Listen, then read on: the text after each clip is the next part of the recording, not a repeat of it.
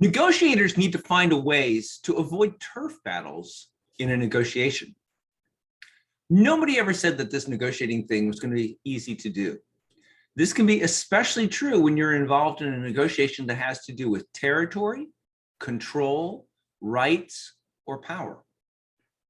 Turf battles can arise over any type of scarce or sacred resource in a negotiation. Often in such battles, two or more groups view the other side as being the enemy and its own side as being above reproach. When anticipating a group negotiation, negotiators tend to view the other group as being inferior to our group on many dimensions, including intelligence, competence, and trustworthiness. In addition, groups in conflict tend to see the other's positions as more extreme than they actually are. Just exactly how should we handle situations like this?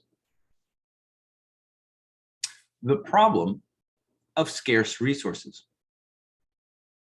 When during a negotiation, we use our negotiating styles and negotiating techniques to focus exclusively on claiming as much of a seemingly scarce resource, such as land, money, or power, as we can, we tend to view the group negotiation as a type of competition, especially when it comes down to a price negotiation. As a result, it's all too easy for self-serving and unethical negotiation tactics to be used, and collaboration and long-term thinking will be in short supply. The belief that the pie of resources is fixed typically ends up leaving value on the table.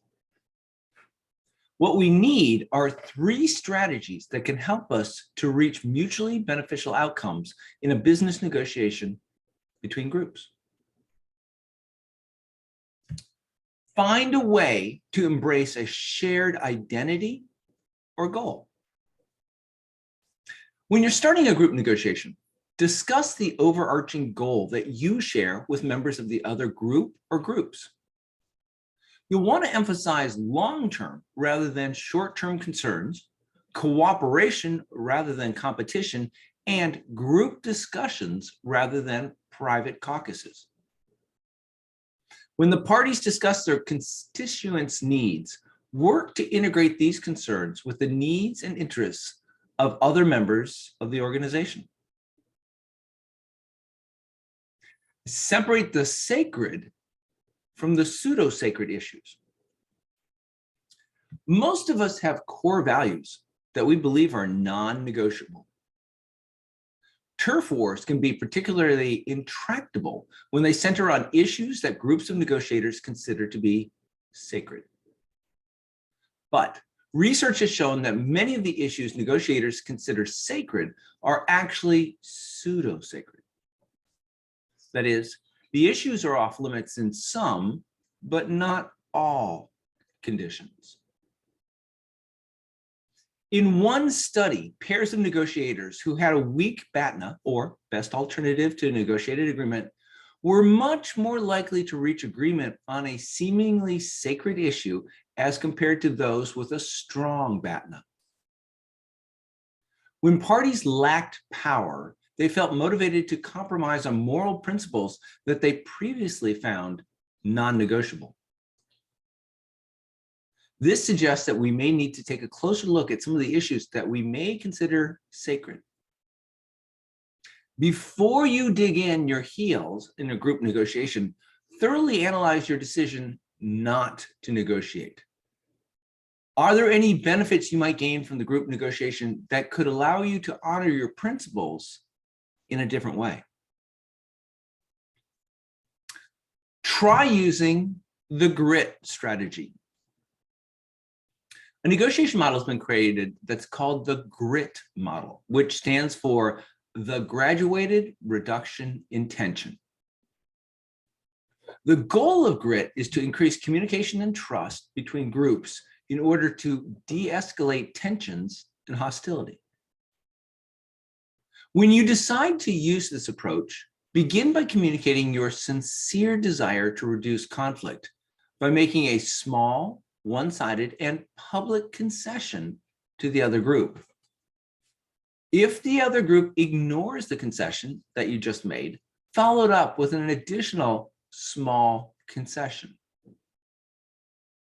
The concession should be designed to capture the other party's attention, invite reciprocation, and begin a peace spiral that will lessen tension.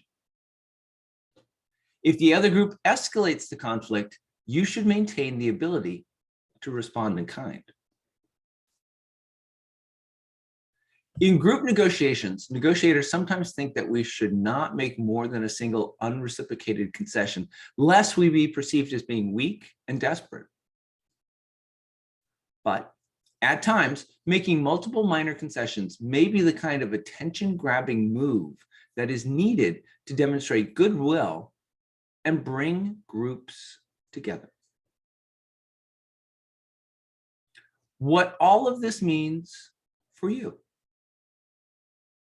Anytime that we enter into a principled negotiation where the topic of discussion is something that is in limited supply, there's always the chance that a turf battle is going to ensue.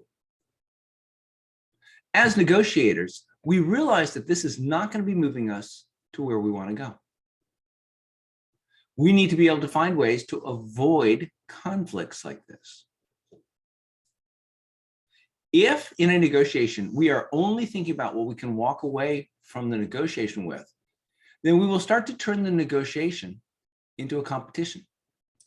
What we really should be doing is looking for a way to either create a shared identity or a shared goal for the parties that are involved in the negotiations.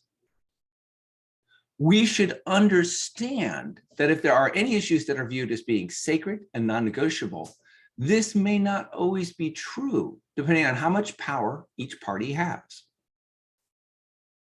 Alternatively, negotiators can use the graduated reduction in tension technique and make small concessions in order to lessen tensions. The goal of every negotiation that we find ourselves involved in is to find a way to reach a deal with the other side that everyone can live with. When we're discussing limited resources, there's always the possibility that one or the other side will start to engage in a battle to win more of the limited resource. We need to have the techniques that we can use to allow the parties to move away from the turf battle and towards a deal that everyone can live with.